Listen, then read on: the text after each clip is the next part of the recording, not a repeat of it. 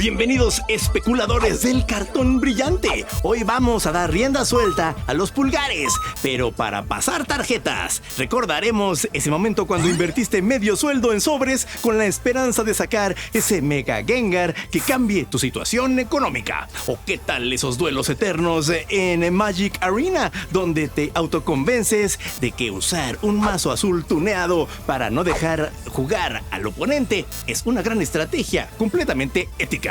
Y hablando de estrategias, saquen su calculadora y protejan muy bien sus cartas con micas dobles. Yo soy Abacuc, esto es Héroes del Pulgar y aquí vamos a estar.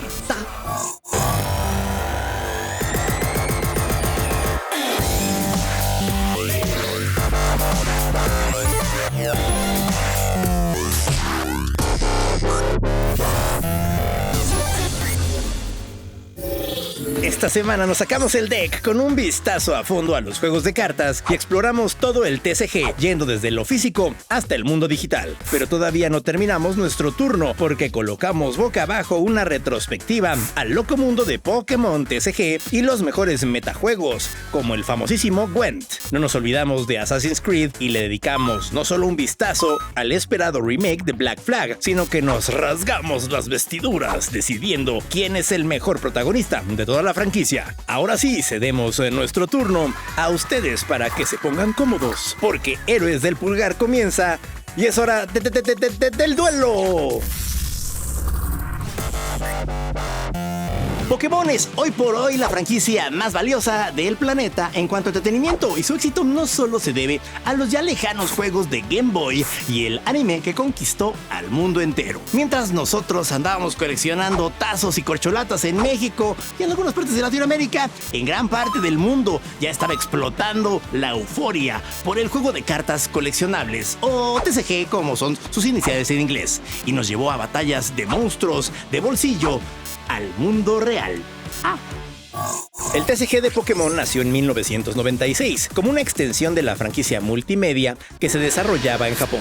Este juego de cartas físicas fue creado por Creatures Inc. y en sus inicios tuvo cartas como el Charizard del set base de 1999, que con el paso de los años se convirtió en un santo grial del coleccionismo, con cartas conservadas en perfecto estado que a la fecha se han puesto a la venta en varios millones de dólares. Cuando llegó a América, la empresa que se encargó de publicarlo fue Wizards of the Coast, los mismos que hacen el famoso juego de cartas Magic: The Gathering, pero su éxito fue tan grande que se estima que en su debut incluso venció al producto estrella de esa editora. A lo largo de sus 30 años, una de las claves en el éxito de Pokémon TCG es que es fácil de aprender a jugarlo, incluso con menos complejidad que otros juegos similares del mercado, pero tiene tanta profundidad que hay gente que se dedica profesionalmente a dominar sus estrategias. Ha sabido reinventarse constantemente, pues se introducen nuevas mecánicas de juego con regularidad y hay una rotación anual de colecciones para su formato estándar. Cada año se celebran los Pokémon World Championships y aunque también reúnen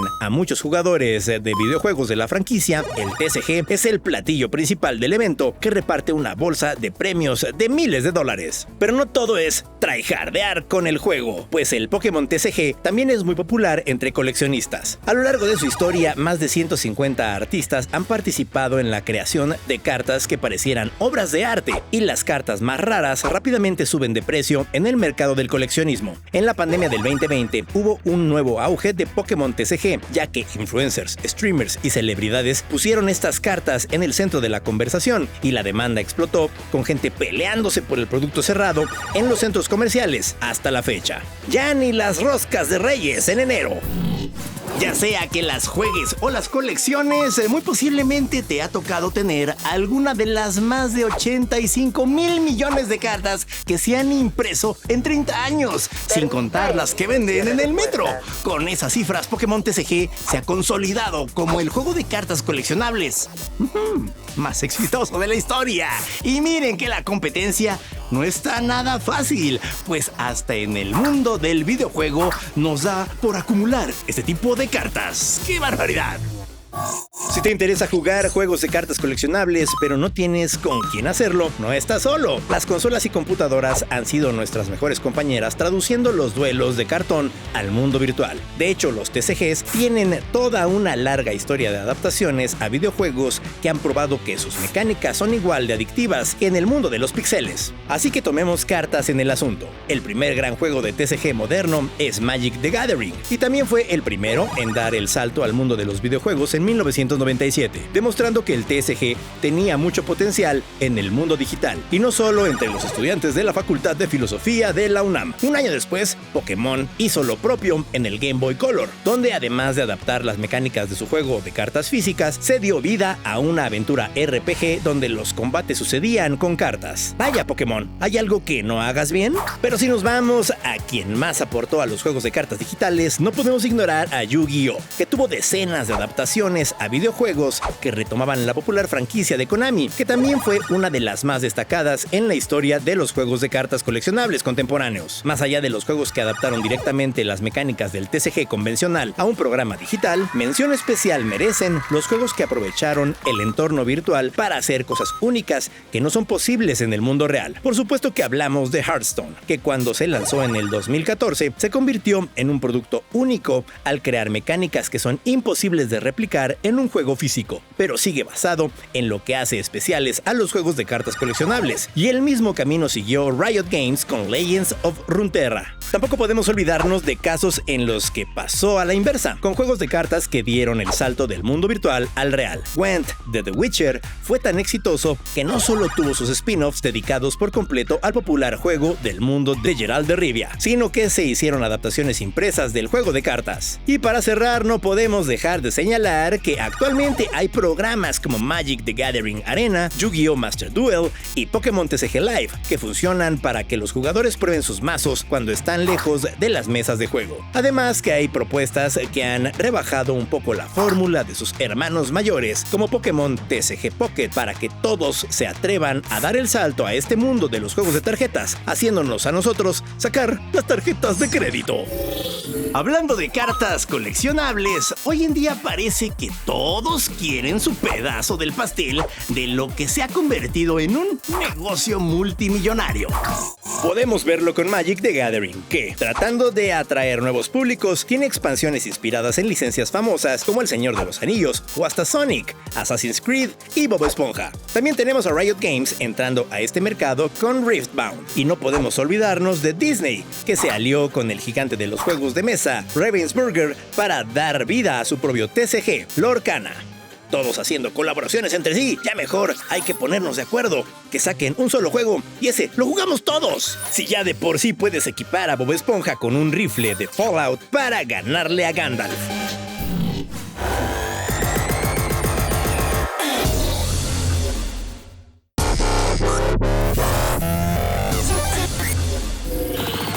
Seguimos con los juegos de cartas, pues más allá de aquellos que dieron el salto a los videojuegos, en la actualidad uno de los géneros más populares entre los juegos independientes es el deck building o construcción de mazos. Uno de los juegos más populares de 2026 pertenece a este género. Slay the Spire 2 superó 3 millones de copias vendidas en su primera semana de acceso anticipado y alcanzó un pico de 575,000 jugadores simultáneos en Steam, convirtiéndose en el roguelike más jugado de la plataforma.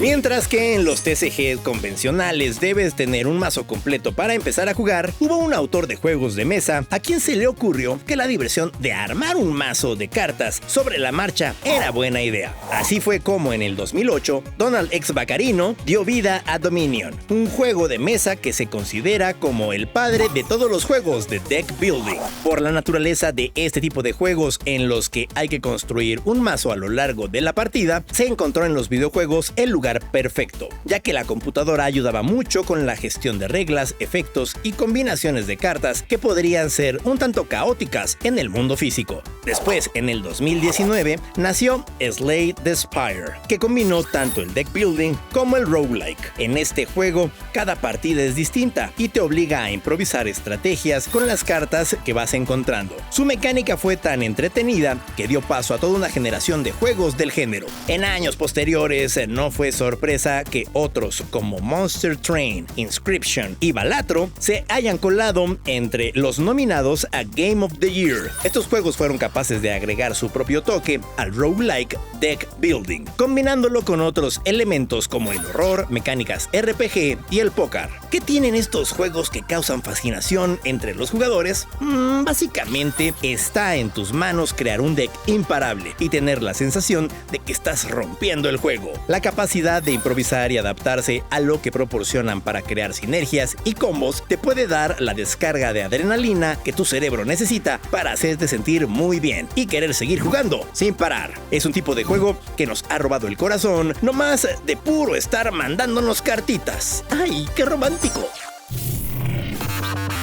Esta misma semana sale un JRPG, pero déjenme decirles que Granblue Fantasy ya es todo un fenómeno que cada vez más gente conoce. Y si de fantasía se trata, aquí vas a tener de sobra. ¡Corre la reseña! Granblue Fantasy Relink Endless Ragnarok es el nombre más corto que se les ocurrió para la expansión del juego que llegó en el 2024, al mero estilo de Super Street Fighter Turbo Championship Edition Plus Ultra. Y con el contenido extra que incluye, lanzarlo como DLC simplemente no era una opción. Pero, ¿de qué trata? Tomando prestada la fórmula de Monster Hunter, en este juego combates con bestias colosales y así como en One Piece, reúnes camaradas en un barco pero exploras el cielo en lugar del mar y tienes dioses malvados en lugar de frutas místicas. Y aquí también la historia se prolonga, aunque no como en One Piece. Ahí sí ya se la prolongaron demasiado. En Granblue Fantasy la historia sigue sin ser su fuerte, durando menos de 20 horas. Este juego es para los que cazan el endgame en los RPGs, maximizando stats y bañándose en loot en un ciclo sin fin, lleno de desafíos. Y con un sistema de combate que pulió Platinum Games, la diversión nunca para. Endless Ragnarok suma nuevos personajes al elenco y también modos de juego para sazonar aún más la experiencia. Es un título que se rehúsa a dejarte ir y si tú se lo permites, estás ante uno de aquellos que te puede durar cientos de horas sin darte cuenta y eso lo hace merecedor de nuestro pulgar arriba. No serán las fantasías animadas de ayer y hoy con las que crecieron estos veteranos pulgares, pero yo siempre me apunto para una nueva aventura. Y se van a acordar de mí cuando esta franquicia alcance la popularidad. Este top 5 es presentado por Telcel.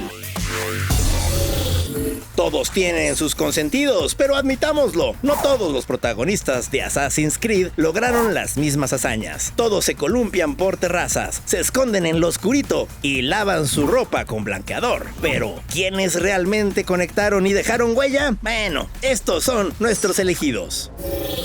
A simple vista parece la más pequeña e inocente de toda la hermandad, pero con su velocidad supimos lo que realmente significa asesinar con sigilo antes de que el enemigo pueda parpadear. Un mentor y el que sentó las bases para el resto de los asesinos. No es el más carismático, pero cautivó al mundo con su disciplina fría y calculadora. El egipcio protagonista del reboot de la saga llegó con tragedia, venganza y corazón, convirtiéndolo en uno de los personajes más humanos de toda la franquicia. Edward no será el asesino estrella comparado con otros, pero se ganó el cariño de los fans con su carisma y rebeldía, y no hace daño protagonizar uno de los mejores juegos de la saga. Vimos a Ezio crecer, aprender, tropezarse y convertirse en leyenda. 3 juegos completos y una despedida inolvidable lo mantienen en la cima y muy difícilmente será superado por otro. Ubisoft, si estás viendo esto, yo sí jugaría como un asesino azteca saltando desde una pirámide y rescatando y asesinando gente en pleno sacrificio humano a Quetzalcóatl. No me hagas rogarle a Huitzilopochtli porque lo voy a hacer, ¿eh? Ya danos uno por este lado del planeta.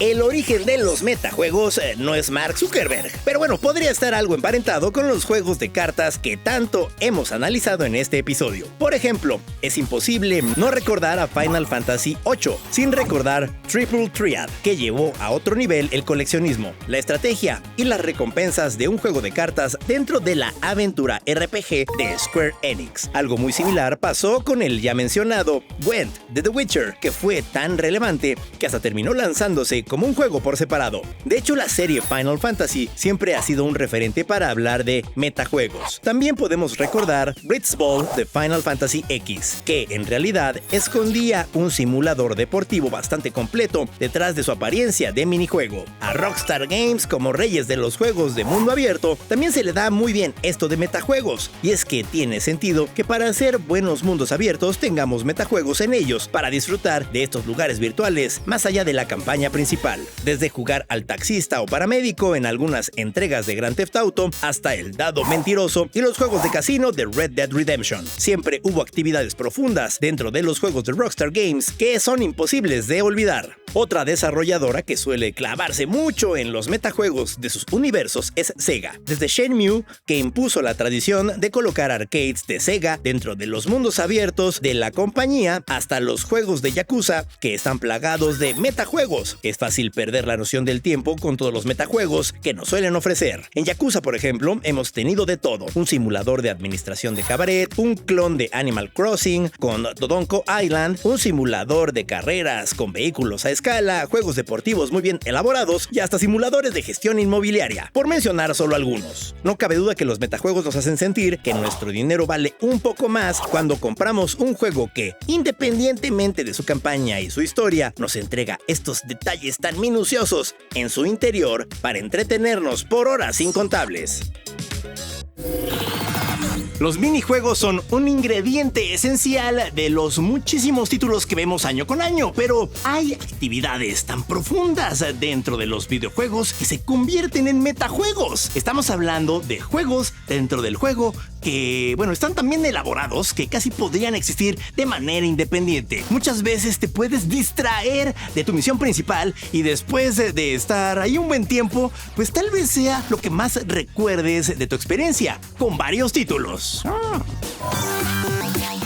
Esta pausa es justamente para que vayas a esconder los estados de cuenta bancarios antes de que tu familia vea cuánto te has gastado en coleccionables esta semana. Nosotros no cedemos el turno. De hecho, estamos armando el mazo definitivo en nuestras redes sociales. Nos encuentras ahí a todas horas. Estamos armando la quiniela para ver con qué licencia absurda nos sale Magic próximamente. Urge un deck de Héroes del Pulgar.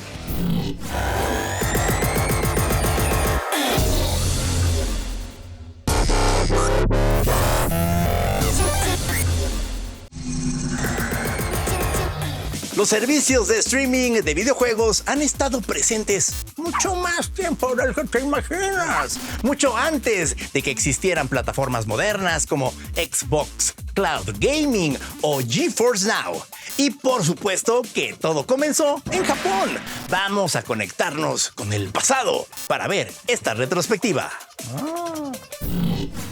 Uno de los primeros intentos por distribuir videojuegos vía remota fue el sistema Satellaview, lanzado en 1995 por Nintendo exclusivamente para Japón como un accesorio para el Super Famicom. Este dispositivo permitía descargar juegos, revistas digitales y contenido especial mediante transmisiones satelitales, convirtiéndose en una de las primeras experiencias de distribución digital de videojuegos para el hogar. Pero no es como te lo estás imaginando. Satellaview utilizaba un sistema de episodios, similar a sintonizar un programa de televisión, donde los juegos disponibles solo eran transmitidos por tiempo limitado y en un horario definido, entre 1 a 4 semanas. Y una vez que estos títulos salían del aire, pues ya no los podías jugar. Satellaview emitió un total de 238 juegos, como Dragon Quest, F-Zero y Fire Emblem. Poco después, en 1994, Sega introdujo Sega Channel en Estados Unidos, un servicio que utilizaba la red de televisión por cable para ofrecer acceso a decenas de juegos de Sega Genesis mediante una suscripción mensual. Los usuarios podían descargar temporalmente los juegos a través de un adaptador conectado a la consola. Durante las décadas de 1990 y el 2000 surgieron otros proyectos experimentales gracias al aumento de popularidad del Internet, pero las limitaciones de velocidad y latencia impidieron que el streaming en tiempo real se volviera viable. El verdadero salto ocurrió a finales de los años 2000 con el servicio OnLive y Gaikai. Estas plataformas ejecutaban los juegos en servidores remotos y enviaban el video al dispositivo del usuario, similar a como trabajan ahora algunos modelos de inteligencia artificial, eliminando la necesidad de contar con hardware local potente. Aunque OnLive no logró el éxito comercial, definitivamente estaba adelantado a su época, ya que demostró que el juego en la nube era técnicamente posible. Gaikai, por su parte, fue adquirida por Sony en el 2012 y se convirtió en la base tecnológica de PlayStation Now. Hoy el streaming de videojuegos es la norma y una de esas cosas que ya damos por sentada con servicios como Xbox Cloud Gaming y PlayStation Plus con todas sus categorías. Pero el héroe silencioso en la realidad ha sido la infraestructura, con conexiones de alta velocidad como la red 5G de Telcel y su poderosísimo alcance. Ahora podemos disfrutar juegos impactantes gráficamente con muy baja latencia en cualquier dispositivo o lugar en el mundo, con acceso instantáneo a miles de juegos en la punta de nuestros pulgares. Llegó el momento de hablar del único juego pirata de Assassin's Creed que es original, y estamos hablando de Black Flag, que está de vuelta. Y sin importar si el nombre te hace sentido o no, o te provoca cantar canciones de marinero, este es uno de los tesoros de Ubisoft que todo el mundo debe tener en su mapa. ¡Ah, mira, ahí está la X! Lanzado originalmente en el 2013, Black Flag destacó por una razón muy sencilla. Entendió lo divertido que sería encarnar a un pirata. ¡Ajuy! Mientras otros Assassin's Creed se enfocaban en eventos históricos y conspiraciones, aquí solo se trataba de explorar el Caribe, buscar tesoros y zarpar en una aventura sin fin. ¡Ay, solamente me faltó mi piña colada! Y es precisamente por eso que este remake tiene tanto sentido. Resynced no es solo gráficos más bonitos. Ubisoft reconstruyó el juego con tecnología moderna, pero lo más importante fue regresar a la fórmula original de la saga, quitando los elementos de RPG por los que optaron las entregas más modernas y llevaron a Assassin's Creed por otro camino. El gameplay se conservó, pero es ahora más dinámico. La exploración marítima es más profunda, y aunque no se eliminaron por completo las pantallas de carga, ya no serán la lata que tuvimos que aguantar en el 2013. Y para quienes jamás hayan tocado la saga, Black Flag Resynced sigue siendo uno de los mejores puntos de entrada. Tiene un protagonista memorable, una historia fácil de seguir y contenido de sobra para entender por qué Assassin's Creed lleva tantos años navegando entre las franquicias más populares del gaming. Ahora resulta que lo mejorcito de Assassin's Creed no son sus asesinos, sino sus piratas. Ah, que a más de uno nos sacarán sus piritos. Ay, ya me quiero subir al barco de nuevo para explorar los 7 mares, aunque sea el Caribe. ¡Ah, caray! ¿Qué hace Snoop Doggy Dogg en un juego súper japonés? Bueno, si creías que habías visto todo cuando lo vimos colaborar con bandas de regional mexicano, estabas equivocado, pues el famoso rapero será un personaje importante en Stranger Than Heaven, donde aparecerá al lado de otras figuras de música de talla internacional, como el fallecido Tupac, que aparte era su compadre, la cantante norteamericana Tori Kelly y la superestrella del pop japonés Ado. Snoop, recomiéndame a tu publicista, yo también quiero salir en algún videojuego. No se podrá ahora. Stranger Than Heaven es el nuevo juego de Ryu-Ga Gotoku Studio, quienes son famosos por el desarrollo de la serie Yakuza. Aunque es un juego que comparte algunos elementos con Like a Dragon, casi como una precuela lejana, se trata de una aventura completamente separada. Puedes entrarle con confianza, aunque nunca hayas jugado otro juego del estudio. Aquí seguirás la historia de Makoto Daito, que es hijo de padre norteamericano y japonesa su madre. ¡Ah, caray! Varias circunstancias lo llevarán a emigrar de su natal Estados Unidos a Japón, por lo que viaja como polizón en un barco donde conocerá a su mejor amigo de toda la vida. Stranger Than Heaven nos contará la historia de ambos personajes a lo largo de 5 décadas. A juzgar por lo que se ha mostrado del juego, el formato no es muy distinto al de otros juegos de la historia. Es un título de aventuras en tercera persona y mundo abierto con abundantes combates cuerpo a cuerpo, aunque se afirma que va a tener un novedoso sistema de combate en el que controlarás las extremidades del protagonista con botones por separado para tener más libertad a la hora de tirar los catorrazos. Otra característica importante del juego es su música, pues Makoto tiene un talento nato para la composición y para descubrir talento musical en otras personas, por lo que el metajuego acá consistirá en coleccionar sonidos de la vida cotidiana para componer canciones. Como showman, Makoto tendrá que administrar espectáculos musicales para ganarse la vida, pero eso también lo llevará a enfrentarse con las mafias locales, que son todo un sello característico de Ryu-Ga Gotoku Studio. Sin duda, Stranger Than Heaven es una propuesta que ha llamado la atención en varios de los eventos más importantes del verano y será un juego a tener en consideración cuando llegue a consolas y PC el próximo 15 de enero de 2027. Si hay una carta que me ha marcado mucho, es esta que nos escribió un héroe del pulgar relatando cómo metió su deck de Pokémon a la lavadora por dejarlo en la bolsa del pantalón. ¡Maldita sea! ¡Qué manera de dejar limpio el tablero! El tiempo vuela y lamentablemente este mazo se ha quedado sin cartas, pero la campaña continúa. Su side quest de esta semana es visitar nuestro canal de YouTube. Búsquenos como Héroes del Pulgar, suscríbanse y dejen su tributo en forma de pulgar, obviamente.